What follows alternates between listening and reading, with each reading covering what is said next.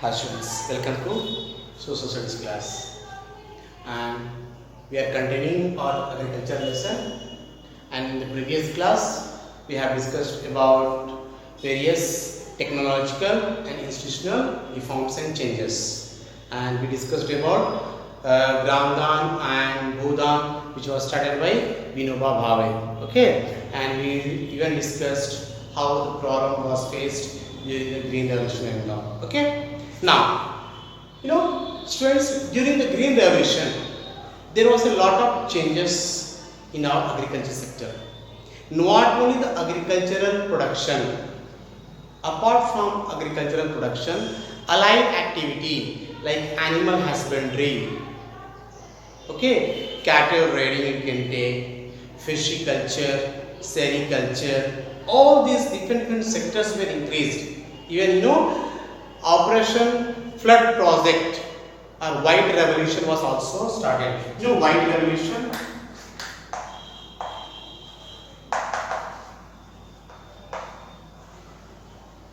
White Revolution, that is also known as Operation Flood Project, that is increasing the production of milk, is associated with Operation Flood Project or White Revolution. So it was by this what happened, various milk dairy were established in various centers, various states of our country. You may be knowing one of the oldest milk dairy is Amul. Amul means Anand Milk Union Limited. That is Amul. Okay, like this only various milk factories are there. You might have heard the names like Parag, Sudha. Like various milk factories are being opened in our country, and the farmers were encouraged not only to do agriculture at the same time, because agriculture is not throughout the year, during only at the time of sowing, at the time of harvesting. In between time there doesn't require much work and much labor force. So most of the agricultural labor also become unemployed, so they should have some side activity. That was like animal husbandry, cattle rearing, poultry farming, fishiculture, like this, sericulture, okay, horticulture, viticulture, like this. All these things were given importance. It is encouraged, okay, because and to avoid the losses of the farmers and all, okay, various policies were made by the government. Kisan credit card was made, okay, MSP price, MSP, minimum support price, MSP, minimum support price. Before the harvesting, the government announces certain price to that agricultural product. For example, now suppose Kharif season is going on, paddy is being cropped. Before the harvesting of paddy, the government will announce MSP, minimum, means less than that the price will not go. This is a benefit. If the production is less, demand is more, the MSP may increase also. So to support the farmers, the government will announce MSP so that the farmers should not be exploited in the market. That is minimum. Suppose the government gives minimum 16 rupees per kg. So minimum it should be there 16. It should not come down. If it is 20, so minimum 20. So that the farmer should be aware of that. This is the government price, and this has to be regulated in the market. Okay. So like this, various facilities were there. Even crop insurance policy was also brought at flood time, drought, like this. No. So crop insurance policies were also implemented. This all was done to uplift the farmers, to encourage farming activity among the farmers. Okay, and it was all was part of Green Revolution only. Okay, means before or after, between 1 or 2 decades, all this has been implemented. Even various Gramin banks were started so that the farmers can get loans at the very less interest rate to meet their agricultural activity requirements. So all this in every sale and all, okay, selling market were made where the farmer can sell their produce. They can be free from the mediators and brokers and all. So all this encouragement was done, and only thing was that the farmers should be little aware Little, they should be little active. They should know their rights and duties so that they can do their day-to-day activity in a proper way. Mostly in our country, the small and marginal farmers are exploited because they lack various minimum facilities. That is why they get cheated by the brokers and mediators. Sometimes they may be very far away from the market area. So transportation problem they may be lacking. Certain things they change. Okay. So all these problems is a major issue. Though in spite of all this facility has done, still a lot has to be done to encourage the farmers. The reason I will tell you. Okay. Contribution of agriculture to GDP and employment. We have studied in economics second chapter, sectors of Indian economy. In that we have seen primary sector, secondary sector and tertiary sector. Primary sector includes agriculture and allied activities. So agriculture, word agriculture means not only food production. There are various other things which is directly or indirectly related to agriculture. We say 60% people depend upon agriculture, that all 60% people don't do cropping, growing of seeds. Directly or indirectly they are related. For example, you take, there are various agro-based industries. Cotton, jute, sugar, tea, coffee, banana, rubber. These all are agro-based industries only, no? So, to supply raw material, we need transport, we need labor packing, loading, unloading, we need banking, insurance. Okay. So, employees who are working in these industries, they are directly related to agriculture only. No, if agriculture raw material is not there, then what will they use in that agriculture industry? So, that is why we say that all these people are directly or indirectly. So, agriculture provides not only food for the people, employment also for many people. Okay, allied activities, animal husbandry, cattle breeding, okay, poultry farming, dairy, or you can say fishing, all this related to that. So it provides a lot of employment. But in recent years, there is a decline in the agriculture sector. People are losing hope. They are losing the interest in agriculture sector. They are slowly migrating or shifting to other sector because they are not getting the actual or expected outcome. That is why they are shifting to industrial or service or some other activity which is other than agriculture. Because of it, you see this table. These are the sectors: agriculture sector, industry sector, service sector. We will see the contribution of each in GDP. In 2013-14, agriculture sector was 4.2, whereas industry 5.0, 7.8 service sector, and our GDP was 6.6. Now, in 2014-15, agriculture sector has gone down very down, much down than expected, minus 0.2. And that year, though the GDP was more, what happened? Because of service sector increased, you see, and industry sector increased. Why? Because people are shifting. You know, agricultural lands are being converted into industrial lands, into housing areas, infrastructure areas, educational institutions. So what happened? The land is getting reduced. For example, 1 hectare of land is there. It is the nearby any town and city. The farmer, how much he get yearly? 50,000, 1 lakh. So they are thinking that if we shift to other sector, construct shop, we can the buildings or malls on that, and they get some lakhs and lakhs per month. So such type. But yes, that is not a wrong. He has a right to develop himself. But imagine if the people are moving totally from agriculture sector, what is happening? Various problems will face. One is shortage of food grain because our population is increasing every day. But food demand also increases as per that. Another thing, employment. Directly or indirectly, people are getting employment through that agriculture sector or not. So that problem also will be faced. Okay, so that is why the government is encouraging the agriculture sector. One example I will tell. You know, in our country, after 2000 or 1990s and 2000, the land holding capacity per farmer has come down, less than half hectare, even not 1 hectare also. Why? Because of increasing population, fragmentation of land division in the families, generation by generation. Okay, so this is a very major issue.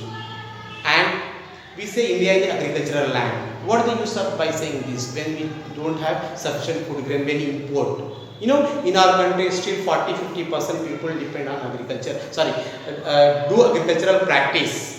But you take country like Canada, USA, France, Germany, less than 10% people work in agricultural land, and they are the exporter of various food grains. Take USA, Canada. You know, the average land holding of farmer is 250 to 300 acres. Our 1.7, 1 less than 1. So what is happening? This also matters a lot, that in small piece of land, we cannot introduce all the reforms, all the institutional and technical changes. We require large farmlands. Okay, and then only we can give employment to all. So that is nothing but because of technology. Very less people working in the agricultural sector, but more production. In our country, more people are working, but we have less production. In our country, we find disguised unemployment. In 1 hectare of land, more than required people work. 1 or 2 people is needed, but we find 3 to 4 people are working. Those 1 or 2 are extra. If they doesn't work also, it doesn't affect anything in the production of that 1 hectare of land. If they work anywhere else, they get some extra income, they generate extra income, which is not happening in our country. Okay, now students, next, food security, very important. We all need food to survive, whatever job you do, whichever sector you do, how much rich you are, you require food to survive, minimum 3 times, sorry, maximum 3 times, minimum 1 or 2 times. Require or not? Without food, can we survive? No, we cannot survive. Whatever we live in a hut or in a palace, we require food. That food comes from the agriculture sector. And we have, India is a very vast nation, very vast country. Okay, and nature is uncertain in our country. Now, monsoon season is going on. You may be seeing in various parts of our country, flood has come. Thousands and thousands hectares of agricultural land has been submerged. The farmers which has done the agriculture has been totally destroyed. Crores and crores of agricultural property has destroyed. Now, how will they get? That is lost to the economy only, no? Now, those people also need to feed themselves, and the people, non-agricultural people, also depending on that farmers for food grain production. When it comes in the market, they buy. When it doesn't come in the market, from where will you buy? So, to meet the uncertain condition, to meet the natural calamities and all, we need to be a food self-sufficient country. We need to maintain food security. Okay, because every year the nature is not same, it is uncertain. So, food security is very important, and FCI, Food Corporation of India, is made responsible for that. It maintains buffer stock more than the requirement. Okay, and it regulates the food through a system known as PDS, Public Distribution System. In your villages and all, you have seen rations are being distributed through various cards, yellow card, white card, pink card. Okay, as per the people's income and all, these cards are being made. Our society is divided into 2 types, BPL, APL, below poverty line, above poverty line. So below poverty line people, they get rice, dal, that is rice, pulses, they can get wheat and all, they get on a subsidies basis every month. So FCI is regulating all this PDS system, so that the poorest section of person in the society also should not be out of reach of food. he should also get food. Okay, means in primary schools and all, government is encouraging midday meal. Okay, that also maintained and regulated by FCI only. Okay, so food security is also necessary to maintain, and that is through FCI and all. Next, impact of globalization. You know, after 1980s or 90s in India, globalization has taken place very fast. The things and the world scenario has been changed. Okay, so what happened? Our agriculture sector now facing very stiff competition. During the British time, India was a very big center of exporting of raw material. But now, because of globalization, because of the interlinking of various markets, global markets, what happened? The competition among the farmers has increased. The farmers in other countries are using advanced technique and all. So what happened? Cotton, jute, sugar, tea, coffee, like this plantation and commercial crops has become very much, have come into very good competition, because after globalization we have a variety of choice. Choice is there or not? For example, you take electronic markets and all, all product you may have by sitting your home. You can have on your doorstep. Like that only agriculture also has become, everything has become globalized, and because of which there is a lot of competition among the producers, the quality and the quantity. Okay, mainly is quality. Next, then everything has a positive and negative impact. You know, we know very well. Okay, everything has a side effect. From 1947 till 60s, our country was suffering from shortage of food grain. But when Green Revolution was implemented, we felt very happy. People welcome everything, and production of food grains increased a lot. But there was one side. This was one side of a coin. Another side coin, people were not looking very deeply. It took some years, and now we can say that there is a lot of negative impact of Green Revolution also on farmers, directly or indirectly, on us and every one of us. Because excess use of fertilizers, pesticides, insecticides, excess use of irrigation, that is extracting underground water, has totally changed. The soil has got degraded. The food grains which we consume have become polluted because of pesticides, fertilizers and all. The lifespan of the people has come down. Okay, so lot of, you can say, drawback also there. Various states, various regions has lost their underground water level. They have gone very down or totally completed also. Because in our country, from March itself, we start seeing the water scarcity in various regions of our country. So now the scientists are encouraging to have organic farming, to make manures and fertilizer, we can say compost of in a natural way, cow dung, dried leaves, vegetable waste and all, so that we can avoid the side effect of chemicals, that is fertilizers and all.